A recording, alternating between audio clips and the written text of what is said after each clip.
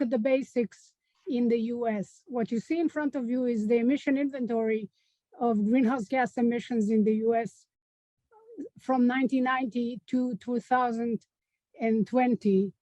And as you can see, electricity generation, transportation, and industry are the largest contributors to overall emissions. With electricity generation, the emissions are decreasing because of the switch of fuels from coal to natural gas. Actually, nowadays, natural gas consists of 40% of the energy generation, about close to 20% is from coal, 20% is nuclear, and another close to 20% is from renewables. But the renewables are primarily wind and hydro, and solar is only about 2.5%. Transportation emissions are increasing, and we need to do something about this. And industry is fairly declining also because of use more of natural gas. Next slide. As we talk about the national inventory, it's very important to look at what can be done at the specific facility level. And here I want to draw your attention to the mandatory greenhouse gas reporting program in the US, where approximately 8,000 facilities are required to report, and they have been reporting since 2010.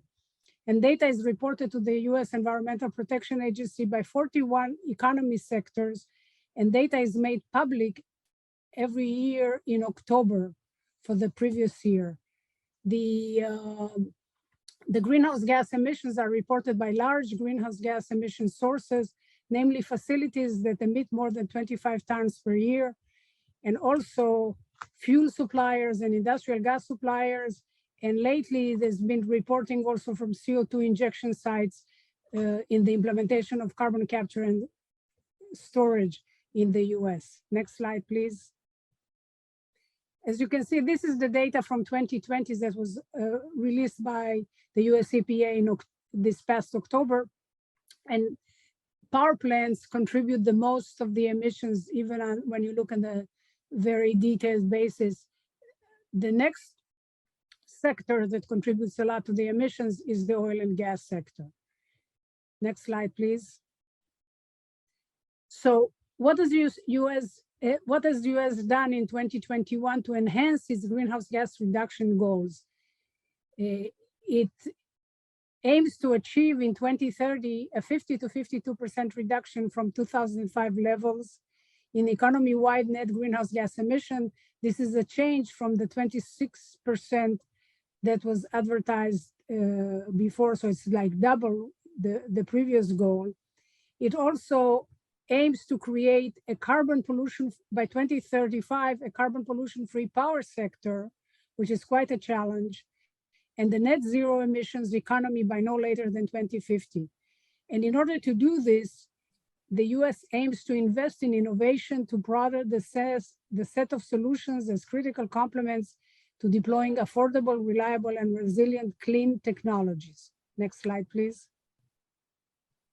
Next slide. So what are the three main factors for successful climate action in the US? First of all, technology, research, and development in order to develop the clean technology that is necessary. Second is government leading by example in its own operations. And the third is rules and regulation using existing laws. Next slide, please.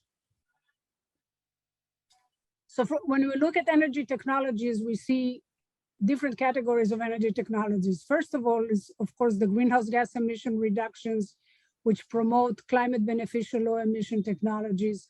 This is the top priority.